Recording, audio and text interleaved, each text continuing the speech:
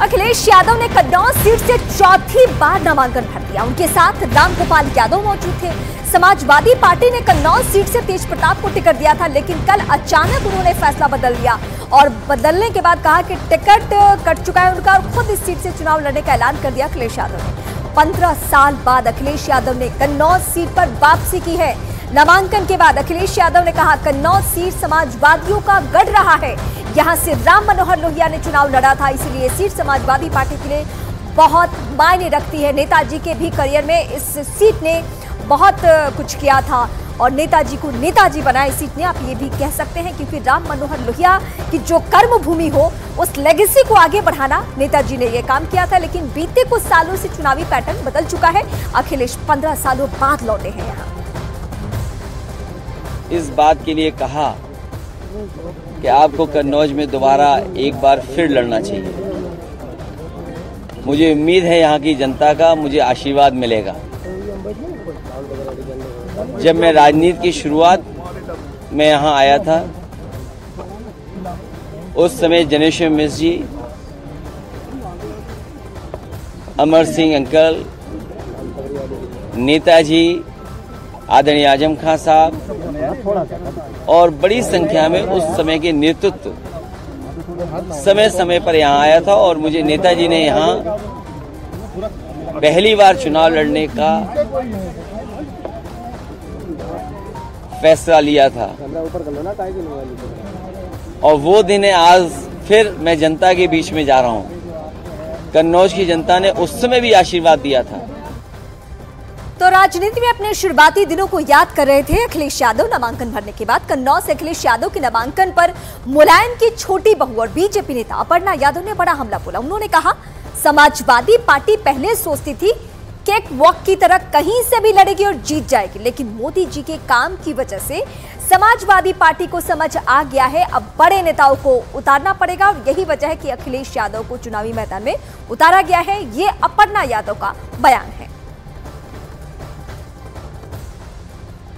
प्रधानमंत्री की दूसरी बार टर्म वो प्रधानमंत्री इलेक्ट हुए तो वो सेलेक्ट हुए, वैसे ही उन्होंने काम करना शुरू किया और लगातार 365 दिन भारतीय जनता पार्टी का हर कार्यकर्ता, हर नेता लगातार फील्ड में रहता है। जहाँ तक आप बोल रही हैं समाजवादी पार्टी की बात और पीडी अलायंस और ये इंडिया अलायंस जो भी है, इनके बड़े नेताओं ने यह तय किया है अब, क्योंकि उनको पता है कि वो मोदी जी से उनको कहीं ना कहीं बहुत ज़्यादा, कहीं ना कहीं नहीं बोलूँगी, डर है, भय है, तो अब वो सारे बड़े नेताओं को अपने उतार रहे हैं चुनाव में। और पहले जो माना जाता था कि भाई केक वॉक की तरह जीत जाएंगे, हम कहीं से भी लड़ जाएंगे, हम जीत जाएंगे, तो ऐसा नहीं है। जबकि मैं तो ये कहूँगी कि आदरणीय नेताजी यानी मुलायम सिंह जी, जो मेरे ससुर भी हैं, उनकी वजह से जो है बहुत सारी सीट्स सेफ मानी गई। कन्नौज से बीजेपी प्रत्याशी सुब्रत पाठक ने भी अपना नामांकन दाखिल कर दिया है। सुब्रत पाठक कन्नौज सीट से मौजूदा सांसद है और इस बार एक बार फिर बीजेपी ने उन्हें कन्नौज से उम्मीदवार बनाया है। नामांकन दाखिल करने के बाद सुब्रत पाठक ने अखिलेश यादव पर हमला बोला और कन्नौज सीट पर चुनावी टक्कर को भारत पाकिस्तान के बीच रोमांचक मुकाबला बता दिया, जिस पर अखिलेश यादव ने भी पलटवार किया है। हमने कहा था कि मैच रोचक होना चाहिए। अगर तेज प्रताप लड़ते तो मैच होता भारत और नेपाल के बीच में, अब मैच है भारत और पाकिस्तान के बीच में, तो स्वाभाविक है कि जब वर्ल्ड कप में हमेशा भारत जीतता है। नहीं तो भारत कौन है, पाकिस्तान कौन है? क्या आप हम स्वाभाविक है, हमारी सोच भारतीय है हम लोग, और इनकी सोच पाकिस्तानी। पाकिस्तान माने कोई देश नहीं, पाकिस्तान माने एक सोच, आतंकवाद, भ्रष्टाचार, बेईमानी, नफरत, लूट। तो ये इस प्रकार की सोच है, तभी तो माफिया के घर जाते हैं। माफिया घर पर जाकर कब्र पर फातिया पढ़ते हैं, क्यों जाते हैं भैया? देखो पत्रकार भाइयों, न वो बॉल फेंक पाएंगे न बैट घुमा पाएंगे। अगर पहली बॉल पे छक्का न मारा तो हम समाजवादी लोग नहीं हैं, और 6 की 6 बॉलों पे छक्का मारेंगे। ये घबराए हुए लोग हैं, डरे लोग। कभी पहलवान को देखा आपने? जब वो पहलवान कुश्ती हारने लगता है तो हारता हुआ पहलवान क्या न करे, कभी लंगोट खींचता है, कभी काटने लगता है। अरे जो पहलवानी करे उनसे पूछो, जो पहलवान हारने लगता है फिर वो छटपटाता है, वो भागता है, फिर इसी तरह के काम करता है जो तो आप बता रहे हो।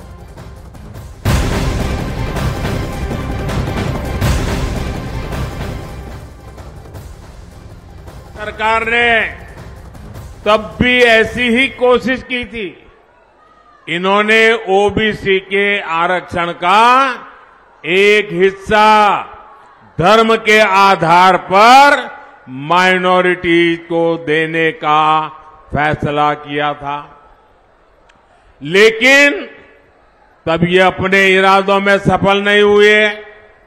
यूपी के लोगों को और विशेषकर ओबीसी समुदाय को कांग्रेस और सपा का ये खतरनाक खेल, कांग्रेस और सपा का ये खतरनाक खेल, ये मेरे ओबीसी भाइयों बहनों को समझना पड़ेगा। दलितों को, वंचितों को, पिछड़ों को ये सपा कांग्रेस का खेल समझना पड़ेगा। यहां यूपी में हमारे कुर्मी, मौर्य, कुशवाहा, यादव, जाट, गुजर, राजभर, तेली, पाल ऐसी अनेक ओबीसी जातियां हैं। उनका हक है, भारत के संविधान के अनुसार हक है, तो इनसे छीनकर समाजवादी पार्टी और कांग्रेस अपने चहेते वोट बैंक को देना चाहते हैं।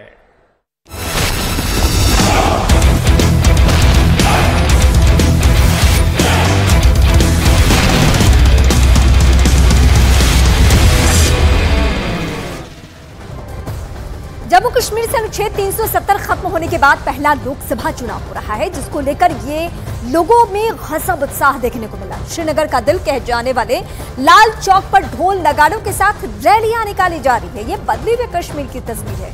कश्मीर घाटी के युवा भी इस चुनाव में बढ़ चढ़कर हिस्सा ले रहे हैं। देखिए श्रीनगर के लाल चौक से रफत अब्दुल्ला की एक ग्राउंड रिपोर्ट।